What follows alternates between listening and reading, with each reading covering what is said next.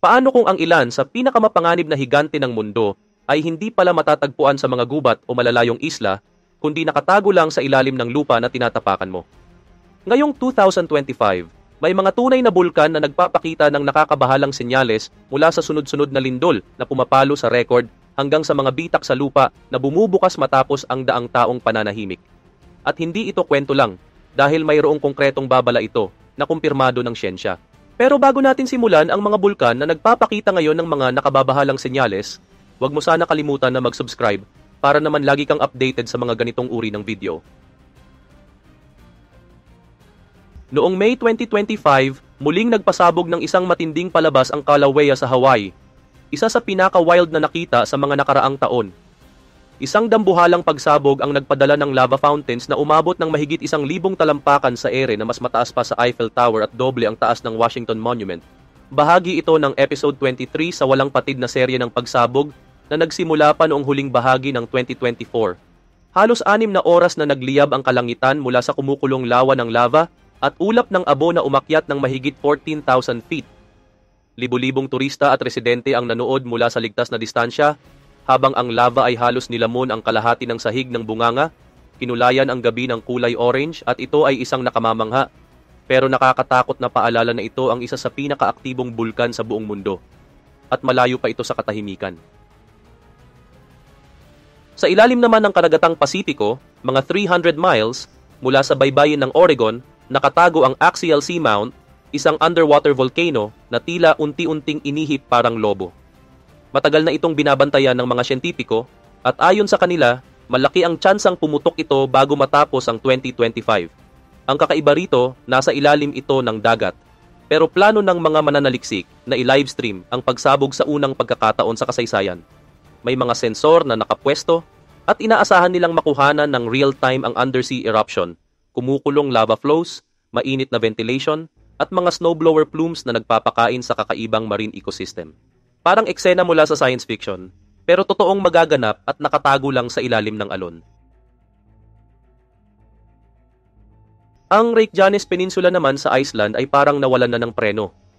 Mula pa noong 2021, 12 beses na itong sumabog at ang pinakahuli nitong July 16, 2025 ay nagbukas ng bitak na higit 1 kilometro ang haba malapit sa baybaying bayan. Mabilis ang pag-agos ng lava kaya kinailangang magpatupad ng agarang paglikas. Isinara muli ang sikat na Blue Lagoon Spa at binalot ng makapal na usok at abo ang kalangitan. Ang dating tahimik na tourist spot ay ngayon ay parang naging live-action lava park. May ilan pang nagbibiro na para itong Lava Disneyland. Pero imbes na rides, tunay na panganib ang dala nito. Simula pa noong 2023, hindi pa tumitigil ang paggalaw ng lupa rito at malinaw na isa pa lang ito sa susunod pang kabanata ng tuloy-tuloy na pagsabog.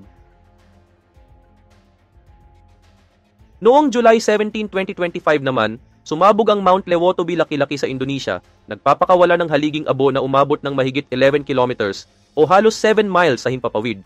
Dahil dito, nakansela ang 12 ng flights papunta at palabas ng Bali, naantala ang air traffic sa buong rehiyon at binalot ng abo ang mga kalapit na bayan. Nagkaroon ng takot sa mga baybaying lugar dahil sa pangamba sa tsunami, bagaman sa kabutihang palad, wala namang alon na dumating. Agad na pinalawak ng mga autoridad ang exclusion zone sa 8 kilometers at nagsuot ng mask ang mga residente habang bumubuhos ang abo na parang niyebe. Muli itong nagpapaalala kung paano ang isang biglaang pagsabog ay kayang patigilin ang makabagong infrastruktura sa loob ng ilang minuto at iwan ang mga turista na stranded sa paraiso. Mula naman July 8 hanggang 24, 2025, ang Mount Rainier, isa sa pinakamapanganib na bulkan sa Amerika, ay niyanig ng mahigit 1,200 na lindol sa loob lang ng 16 na araw, pinakamataas na bilang na naitala sa kasaysayan ng rehiyon.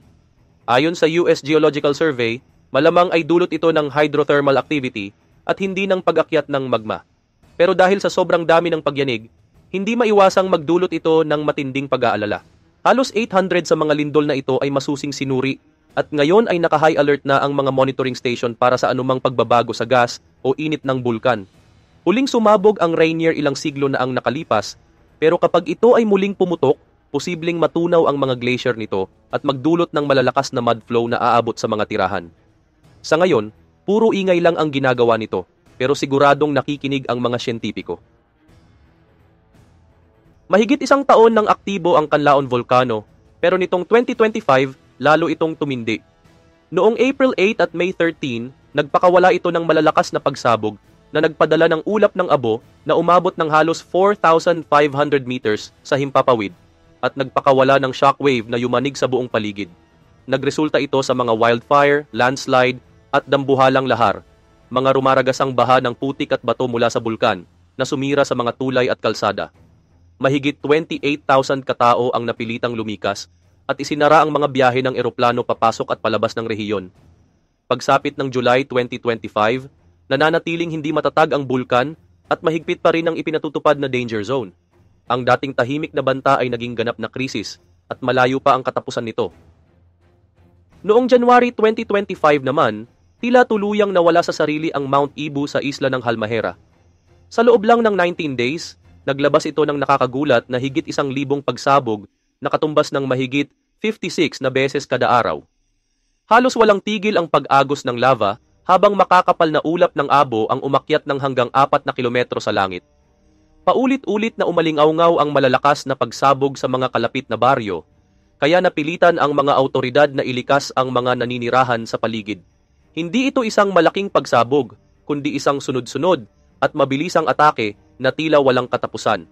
Hanggang ngayon, hindi pa rin lubos maipaliwanag ng mga siyentipiko ang sanhi ng kakaibang bugso.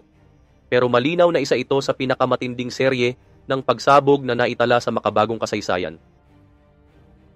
Noong July 2025 naman, nag-umapaw sa takot ang social media matapos mag-viral ang isang video na nagpapakita ng mga oso na tumatakbo palabas ng Yellowstone National Park.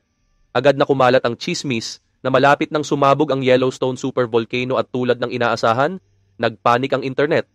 Pero mabilis itong pinabulaanan ng mga siyentipiko. Ayon sa Yellowstone Volcano Observatory, walang kakaibang galaw sa lupa, walang pagtaas ng gas emissions, at walang senyales ng nalalapit na pagsabog. Malamang ay tumatakbo lang ang mga oso dahil sa isang normal na dahilan o dahil sa oso lang sila. Isang malinaw na paalala ito kung gaano kabilis kumalat ang panic online, lalo na kapag ang usapan ay tungkol sa isa sa pinakakilalang doomsday volcano sa mundo. Noong unang bahagi naman ng 2025, yumanig ng 4 na araw ang paligid ng Santorini, Greece. Pero hindi ito ordinaryong lindol, natuklasan ng mga siyentipiko na ang mga pagyanig ay sanhi ng pagkapunit ng isang nakatagong 16-kilometer fault line sa ilalim ng isang volcanic complex, posibleng dulot ng paggalaw ng likido mula sa kailaliman ng lupa. Ibig sabihin may nagbago sa pressure sa ilalim na maaaring mula sa magma o hydrothermal fluids na naging dahilan ng fault slip. Wala mang pagsabog na naganap, isa itong malinaw na babala na ang mga paboritong isla ng turista ay nakapatong sa isang maselan at komplikadong sistema ng bulkan. Balang araw, ang magagandang cliffside sunset na ito ay maaaring may kasamang mas delikadong tanawin. Hindi man ito laman ng balita, buhay na buhay pa rin ang Great Sitkin Volcano sa Alaska. Mula July 16 hanggang 22 ngayong taon, nakita sa satellite imagery na ang lava sa loob ng summit crater ay umusad ng humigit kumulang 5 metro. Walang malalakas na pagsabog o nakamamanghang lava fountains, pero unti-unting lumalaki ang lava dome, senyales na patuloy na nagtutulak pataas ang magma mula sa ilalim. Isa itong mabagal pero seryosong aktibidad na hindi binabaliwala ng mga volcanologist. Wala pang ipinapatupad na paglikas, pero kung biglang lumakas ito, pwede nitong maapektuhan ang mga flight routes at kalapit na isla. Sa ngayon, para lang itong higanteng natutulog, pero siguradong gising kapag bumangon.